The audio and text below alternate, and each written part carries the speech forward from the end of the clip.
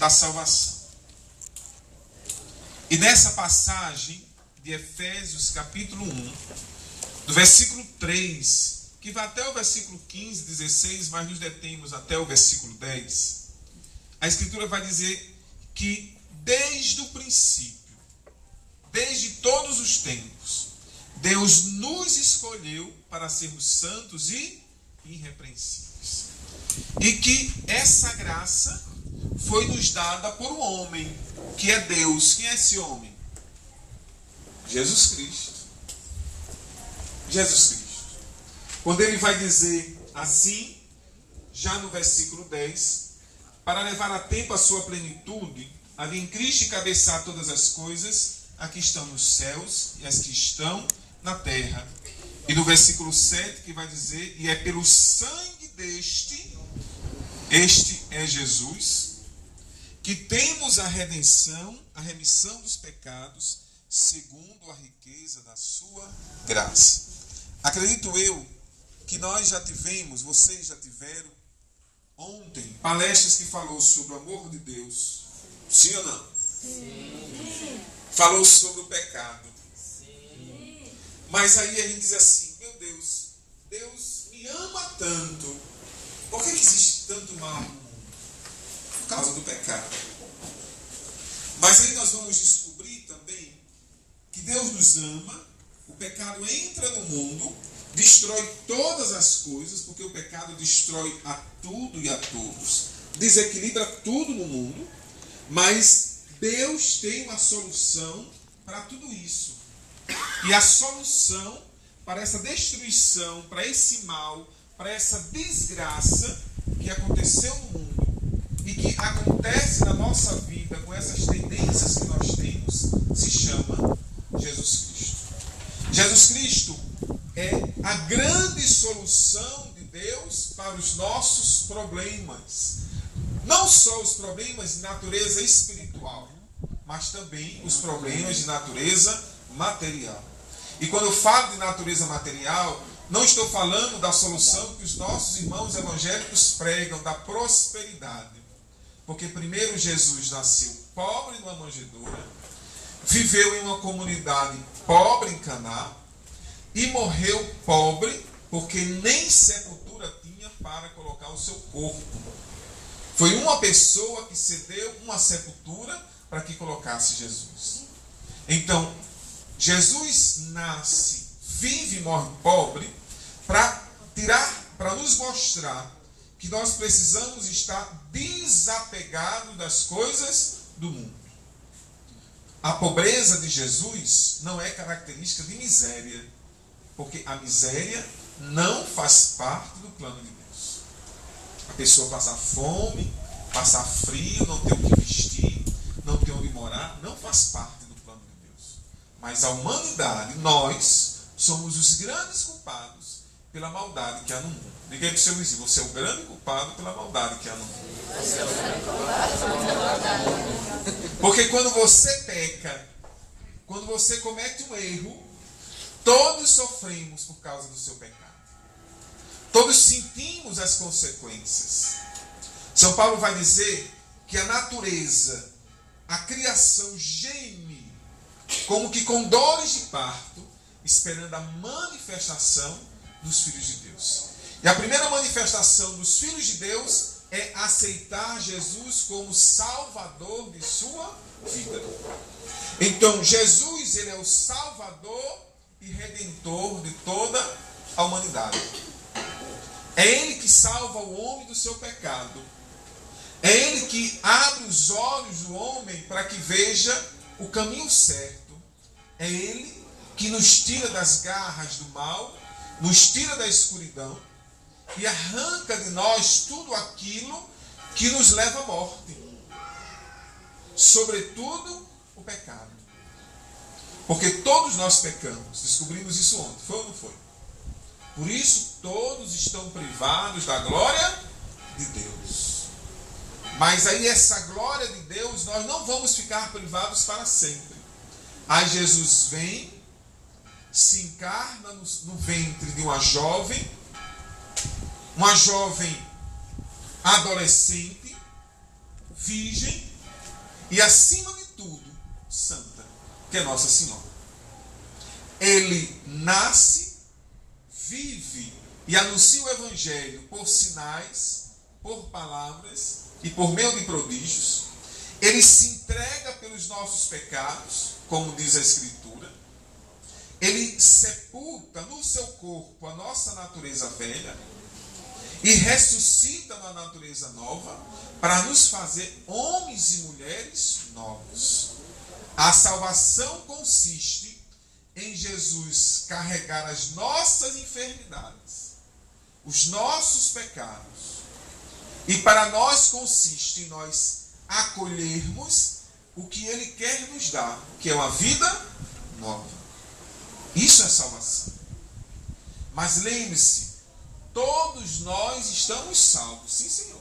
Todos nós. Os nossos irmãos evangélicos, se pregam desse jeito, não estão errados. Todos estão salvos, porque Jesus salvou a todos. Agora, se todos vivem a salvação, aí é outra coisa. É como um grande remédio que o Senhor, como médico dos médicos, receitou e nos deu para tomar. Está aqui a salvação. Mas se eu não tomar o remédio, eu vou morrer. E a salvação não é uma filosofia, a salvação não é uma ideia, a salvação não é, sei lá, um objeto, a salvação é uma pessoa. E essa pessoa se chama Jesus Cristo. Ninguém se salva se essa salvação não vier por meio de Jesus Cristo. Nós sozinhos, nós não podemos nos salvar. Nós não somos capazes. O Evangelho por esses dias, desse mês nosso de agosto, não lembro o dia de agosto, os discípulos já falavam sobre isso ao Senhor. Que é impossível, Jesus dizia para eles, ao homem se salvar. É impossível. É por isso que Jesus vem com essa graça sobrenatural de Deus para nos dar a salvação. Por que é impossível para o homem se salvar? Baseado no princípio do pecado. A gravidade do pecado, ela consiste em quem ou o que ou a quem você cometeu aquele pecado. Se o pecado foi contra mim, então eu sou um ser limitado.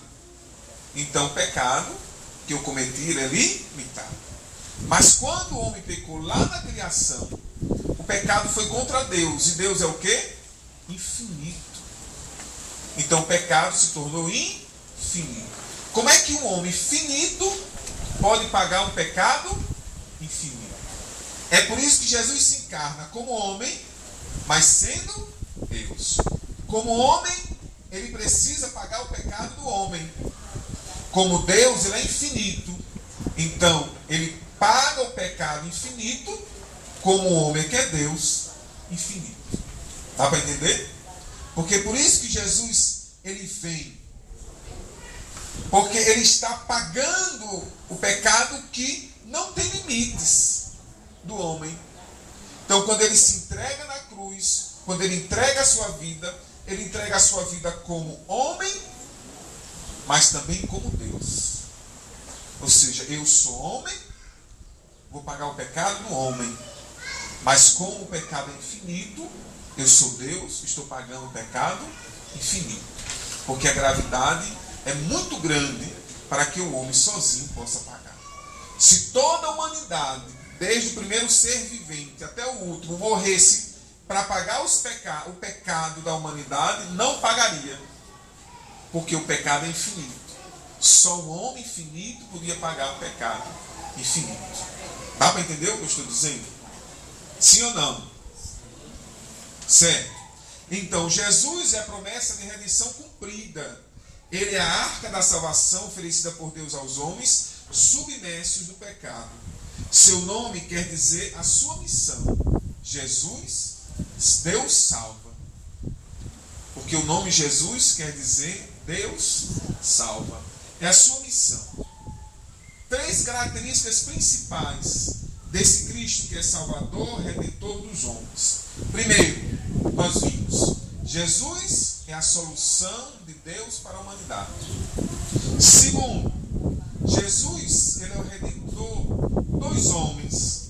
E terceiro, Jesus, ele é o Salvador. Jesus é solução, Jesus é redentor, Jesus é Salvador. Vamos repetir? Jesus é solução, Jesus é redentor, Jesus é Salvador. Como redentor, Jesus venceu Satanás. Venceu Satanás. O inimigo mal não tem mais poder sobre nós. Porque Satanás foi derrotado na encarnação do Verbo, foi derrotado no anúncio do Verbo, foi derrotado na morte do Verbo e foi derrotado na ressurreição do Verbo. Porque São João vai dizer: o Verbo se fez carne. Por que Verbo? Todos nós aprendemos que o Verbo, ele sempre está no infinito. O Verbo é infinito. E ele é conjugado no passado, no presente e no futuro. É aquele princípio que Deus era, é e sempre será. Ele é o alfa e o ômega. Ele é o princípio e o fim. Então, Jesus derrotou Satanás. Por isso que nós não devemos ter medo do mal. Tem gente que morre de medo de macumba. Tem gente que vive uma superstição fora de série. Tem que bater na porta, tem que usar um pé de arruda, tem que usar um olho da Grécia, um olho lá azul, tem que andar no bolso com um rabo de coelho, tem um monte de coisa para espantar, Carlos, mal sorte e mal olhado. E na realidade, se você acredita nisso tudo, e se você usa tudo isso, na realidade você não está espantando nada, você está trazendo para si o mal. Porque tudo isso é obra do maligno. Muita gente ainda crê em horóscopo. Eu vou lá ler porque hoje o horóscopo diz isso.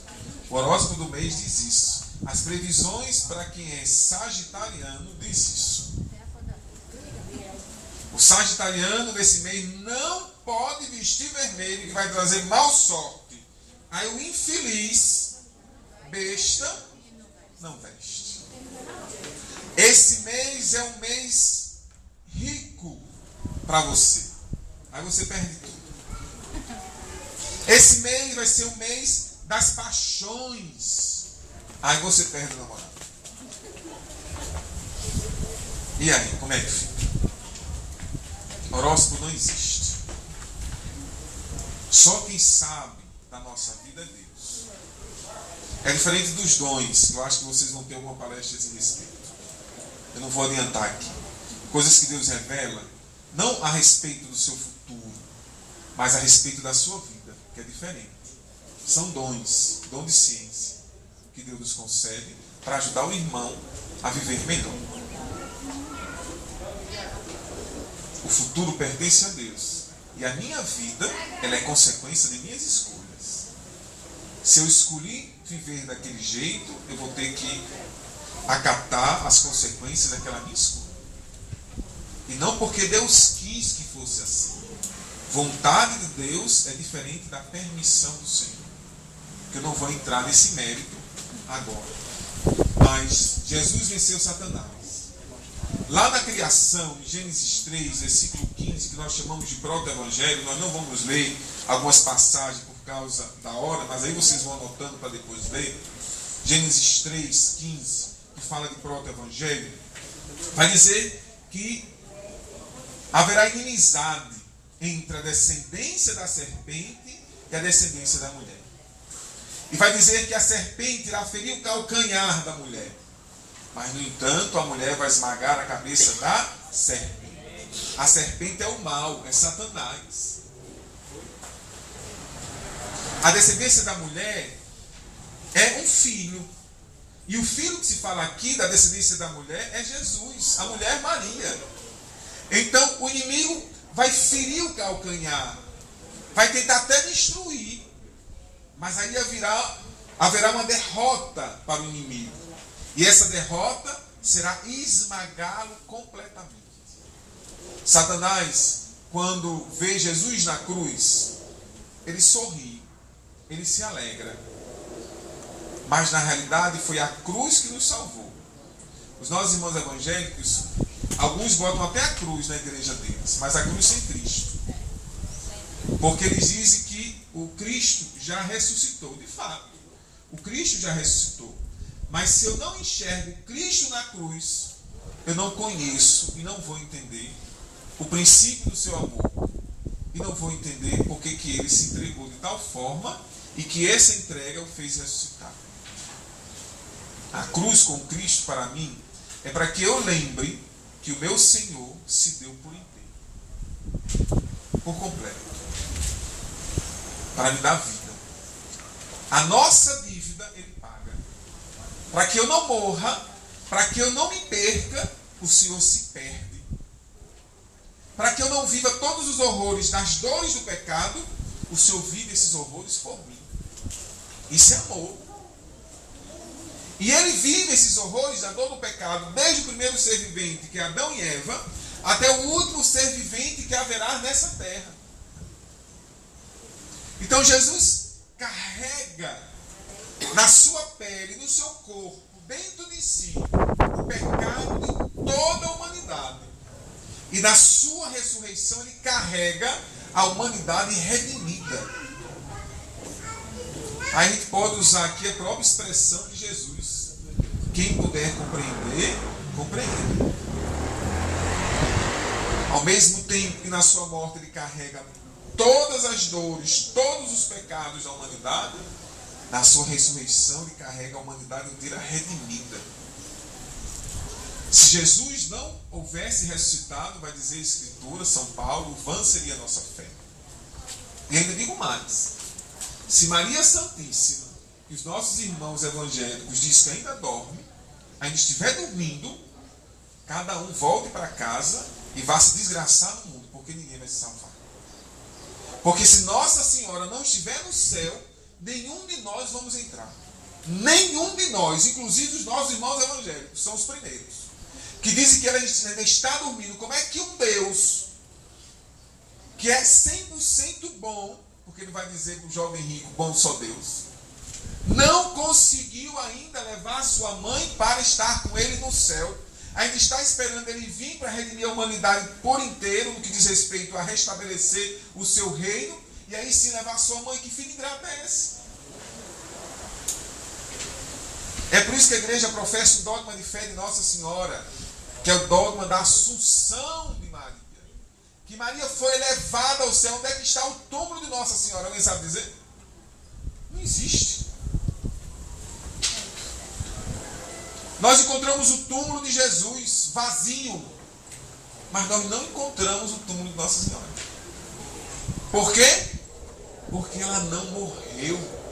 Porque o salário do pecado é a morte. Maria não pecou, porque Deus já tinha redimido ela antes. E um Deus que é 100% bom não podia nascer de um corpo em pecado. Porque o pecado original era um pecado que passava de pai para filho, que passa de pai para filho. Se Maria tivesse o pecado original, Jesus já teria nascido no pecado. No pecado. E a Escritura vai dizer que Jesus é igual a nós em tudo exceto no pecado. Jesus, Ele não peca, Ele assume os nossos pecados. Então, se Nossa Senhora não estiver no céu, nenhum de nós vamos estar.